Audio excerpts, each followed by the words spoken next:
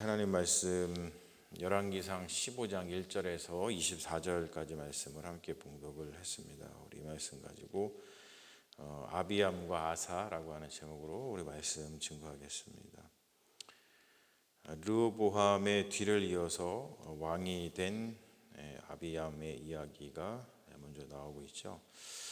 대개 이 열왕기상을 보면은 이 왕을 소개하는 그 전형적인 틀이 있습니다. 첫 번째는 이제 대조연대라 그래요. 그래서 북이스라엘하고 남유다 왕을 비교해 가지고 남유다 왕을 소개할 때는 북이스라엘의 왕 누구의 몇 년째 왕이 된 남유다의 누구 왕 이렇게 이런 식으로다가 대조연대를 통해서 그 왕을 소개를 하고 있죠. 그 다음에 통치 기간 몇 년을 통치했는가 그것을 이야기하고, 세 번째는 왕실의 가족 관계, 선왕이 누구였고 특별히 이제 어머니의 이름을 이야기를 하고 있습니다. 그리고 네 번째는 통치에 대한 평가를 내리고 있죠. 사실 이게 가장 중요한 건데 여호와 보시기에 악을 행하였다라고 하거나 아니면은 다윗과 같이 하나님 앞에서 신실했다 이렇게 평가를 합니다. 그래서 평가가 이제 다른 평가가 아니라 어떤 종교적인 평가라 그럴까요? 그러니까 하나님 보시기에라고 하는 말로다가 평가하는 것을 우리가 볼 수 있죠. 그리고 마지막으로 이제 왕의 죽음에 대해서 이야기를 합니다. 우리가 오늘 보고 있는 이 아비암 왕도 이제 바로 이제 그러한 틀에 맞게끔 아주 일목요연하게 그 아비암에 대해서 소개를 하고 있는 것을 우리가 볼 수가 있습니다. 이 아비암은 아비살롬의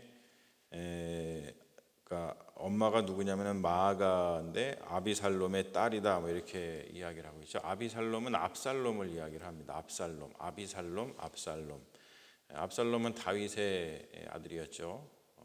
다윗 아빠 다윗을 굉장히 괴롭혔던 그러한 아들이었는데 그의 딸이다 이렇게 표현을 하고 있습니다만 실제로 보면은 딸이 아니라 손녀딸이에요. 이 압살롬의 딸은 다말이고 다말이 낳은 딸이 마아가입니다. 그러니까 그냥 그 가족들을 소개하면서 그렇게 이 성경에 보면 손녀도 딸이라고 이렇게 이야기하고 이런 식으로다가 표현을 하는 독특한 그런 방식들이 있습니다. 아비암의 죄에 대해서 이야기를 하고 있는데 르호보암의 행동을 답습을 했다. 온전하게 못하였다. 특별히 기준인 다윗 왕에 대해서 이제 기준을 삼고서 왕을 평가하는데 다윗에 미치지 못했다. 이제 그렇게 표현을 하죠. 그럼에도 불구하고 이 아비암 왕에게 하나님께서 은혜를 베푸시는 것을 볼 수 있는데 등불을 주셨다 이렇게 표현을 합니다. 등불을 주셨다는 뭐냐면 이제 왕권을 주셨다라고 하는 것이죠. 이 하나님 앞에서 온전치 못하고 그리고 기준인 다윗에 미치지 못했는데도 불구하고 등불을 주셨다, 왕권을 주셔서 세워 주셨다. 왜 그랬을까? 사실은 계속해서 이 열왕기 하에 흐르는 이 흐름을 우리가 볼 수 있는데 다른 것이 아니라 다윗 왕의 언약 때문이죠. 다윗 왕과 하나님 사이에 맺었던 그 언약 때문에 하나님께서 이 왕이 하나님 보시기에 악을 행하더라도 계속해서 왕권을 주시는 거예요. 그래서 우리가 이 열왕기상을 보면서 계속해서 왕이 어떻게 했네, 잘했네, 못했네 이런 평가들이 사실은 중요한 것이라기보다도 그 왕이 어떻게 한 것과는 상관없이 계속해서 하나님께서는 다윗과 맺은 그 언약에 신실하신 분이시다라고 하는 그 하나님에 대한 속성을 우리가 깨닫는 것이 굉장히 중요하죠. 열왕기의 저자가 강조하는 것은 뭐냐면 두 가지입니다. 다윗하고 예루살렘을 하나님께서 선택하셨다라고 하는 것이죠. 우리가 대개 이러한 선택을 갖다가 하나님의 주권이다 이렇게 이야기를 해요. 우리가 하나님의 주권이라고 하는 것은 하나님이 자기 마음대로 막 한다 이런 뜻이라기보다도 하나님의 어떠한 우리와의 관계 속에서 하나님께서 하시는 일에 대한 그 위대함, 그리고 하나님이 어떤 분이신가를 더 잘 가르쳐주는 그러한 용어죠.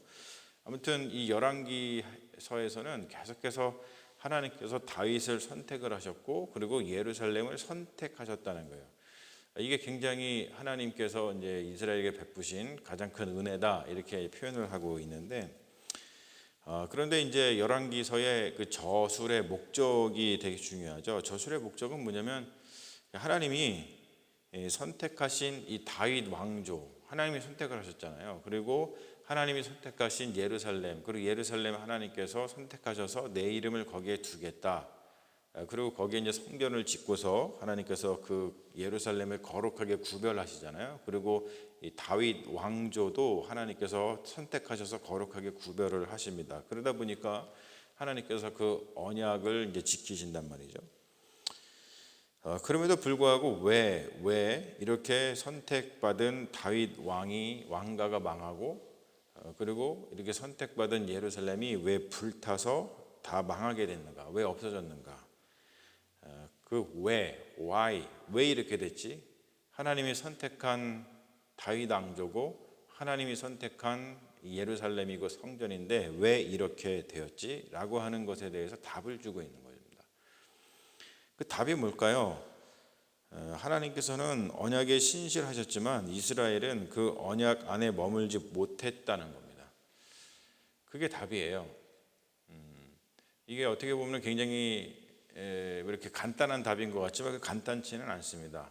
우리가 언제나 하나님의 언약을 생각을 하고 하나님의 언약 안에 머물면서 살고 있는 것 같지만 그게 그렇게 쉬운 문제가 아니라는 것이죠. 그러니까 하나님은 언약에 신실하신 분인데 이스라엘은 그 언약 안에 머물지 못했기 때문에 이러한 결과가 벌어졌다라고 지금 반성하고 있는 건데, 여기서 우리가 조금 더 알아야 될 것이 뭐냐면 그럼에도 불구하고 언약에 신실하신 하나님께서 자기 백성을 긍휼히 여겨주시고 구원해 주셨다라고 하는 겁니다. 그러니까 여기서 우리가 뭘 할 수 있냐면은 열왕기서를 통해서 계속해서 우리가 배워야 되고 하나님에 대해서 알아야 될 게 뭐냐면 하나님의 헤세드 사랑이라는 거예요. 하나님의 헤세드 사랑, 언약에 신실하신 하나님의 사랑, 그럼에도 불구하고 구원해 주시는 하나님의 그 헤세드 언약에 신실하신 그 하나님의 사랑, 이게 사실 열왕기서의 가장 중요한 초점인 거죠. 그래서 우리가 이 열왕기서를 읽어 나갈 때마다 하나님께서 그 왕이 그럼에도 불구하고 어떻게 은혜를 베푸셨는가, 그런 것들을 계속해서 우리가 면밀히 돌아볼 필요가 있습니다. 보면은 아비암 왕이 죽고서 아사 왕이 그 뒤를 계승을 하고 있죠. 아비암 왕이 요절을 한 것 같아요. 이제 얼마 살지 못하고 한 3년 정도 다스리고서는 젊은 나이에 죽어버렸습니다. 그래서 어린 나이에 이 아사가 왕위에 오르게 되죠. 그런데 이 아사의 기록을 지금 우리가 오늘 본 말씀을 기록을 보면은 장성한 후에 어린 나이에 왕이 됐지만 장성한 후에 왕권을 강화하고 그리고 종교 개혁을 단행한 것을 볼 수가 있죠. 그러면서 섭정을 했던 할머니 마아가를 폐위를 시킵니다. 그 이유는 뭐냐면은 아세라 상을 만들었다는 거예요. 그러니까 종교 개혁을 하면서 이 자기 할머니를 그 폐위를 시키는 것을 볼 수가 있습니다. 이 아사 왕은 성경에서 등장하는 열왕기서에서 등장하는 첫 번째 그 칭찬받는 왕입니다. 뭐라고 표현을 하냐면은 조상 다윗같이 여호와 보시기에 정직하게 행하였다. 이 말이 나오면은 아사 왕이 좋은 평가를 받고 있구나, 우리가 이것을 금방 알 수가 있죠. 그리고 또 한 가지는 뭐라고 표현하고 있냐면 아사의 마음이 일평생 여호와 앞에 온전하였다, 이렇게 표현합니다. 이 두 가지 표현이 굉장히 이 왕에 대해서 좋은 평가를 내리는 그러한 문장이죠. 이 아사 남유다하고 바하사 북이스라엘 간에 이제 전쟁이 있었었는데, 바하사가 이 라마를 요셉화 해가지고 이 남유다를 압박을 했습니다. 그래서 남북 간의 왕래를 자유롭게 하던 것을 이제 막아버린 것이죠. 그래서 이제 거기에 대해서 이제 아사 왕이 대응하는 이야기가 오늘 이야기가 실려 있죠. 어떻게 대응을 했냐면은 쉽게 얘기해서 외세를 이용한 거예요. 뭐 옛날에 우리도 한국도 뭐 이제 역사를 보면은 통일 신라가 통일하기 전에 보면은 저 당나라죠. 당나라를 갖다가 외세를 이용해 가지고 통일을 하는 것을 우리가 볼 수 있죠. 그런 것처럼 이 아람 왕 벤하닷을 불러들이죠. 그래서 그 벤하닷한테 예물을 주고서 북이스라엘을 좀 교란을 좀 시켜달라. 그렇게 이제 심히 약했던 이 남유다의 어떤 자구책인 것을 우리가 볼 수 있습니다. 그래서 벤하닷이 북이스라엘을 교란시키는 사이에 라마야에서 건축하고 있던 여러 가지 자재들을 갖다가 다 가져와서 미스바하고 게바를 요새화했다. 그러한 역사적인 이야기가 여기에 표현이 되어 있습니다. 그런데 이제 아사의 말년을 보면은 이런 이야기가 나와요. 발에 병이 들었다 이런 말이 나옵니다. 이것은 굉장히 이제 완곡 어법인데 어떠한 그 남자의 성기를 갖다가 발로다가 표현을 하죠. 성경에서는. 그래서 요즘 말로 따르면은 뭐 성병이 들었다 뭐 이런 뜻이 되기도 합니다. 그런데 요 발은 뭐냐면은 아사에 대해서 좋은 이야기를 막 하다가 마지막에 말년에 그러나 이 아사의 말년에 늙어서 늙음악하게 그러나 늙음악하게 발에 병이 들었다 이렇게 합니다. 그러나라고 하는 것은 이제 아사에 대해서 좀 아쉬움이 담긴 그러한 평가라고 하는 것을 우리가 볼 수가 있죠. 바로 우리가 여기서도 하나님의 그 헤세드의 사랑을 볼 수 있는 거예요.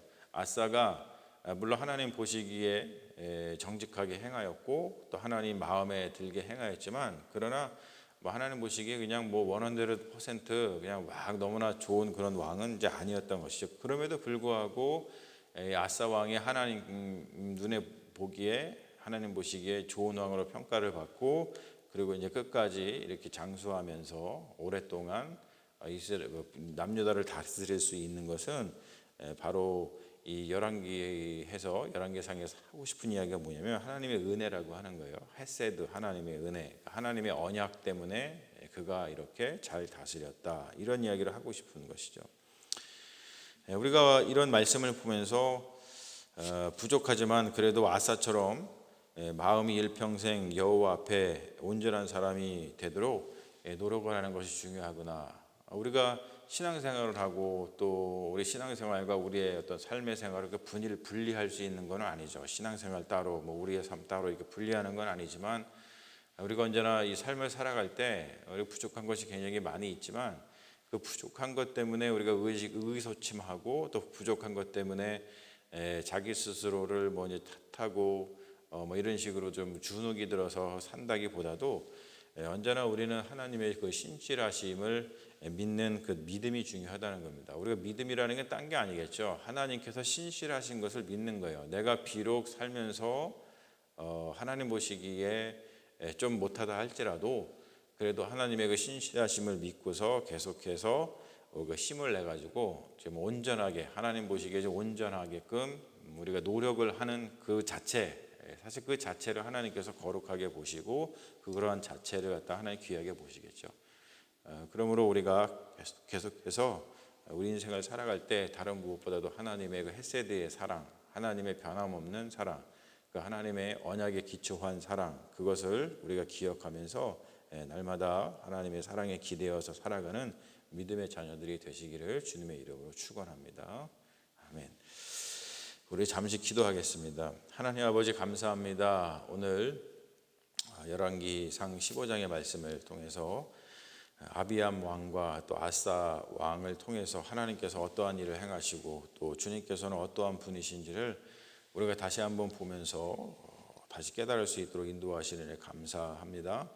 우리는 연약하고 부족하지만 하나님께서는 늘 신실하시고 또 우리의 부족함을 덮어주시고 또 우리를 온전케 하시기 위해서 여러 가지 우리 삶 속에 주님께서 은혜를 비추어 주시고 베풀어 주시는 줄로 믿습니다. 우리가 비록 부족한다 할지라도 그것 때문에 의기소침하고 힘들어하고 어려워하는 것이 아니라 하나님께서 우리를 일으켜 주시고 온전케 하시기 위해서 베풀어 주시는 그 은혜를 생각하면서 힘을 내게 하여 주시옵시고 그 은혜 안에서 살아가는 믿음의 종들 되게 하여 주시옵소서. 오늘 하루도 또 우리 삶 가운데 오늘의 귀한 말씀을 붙들고서 힘이 되게 하시고 우리를 이끌어 주실 줄로 믿으며 우리를 구원하신 예수님의 이름으로 기도합니다. 아멘. 있습니다.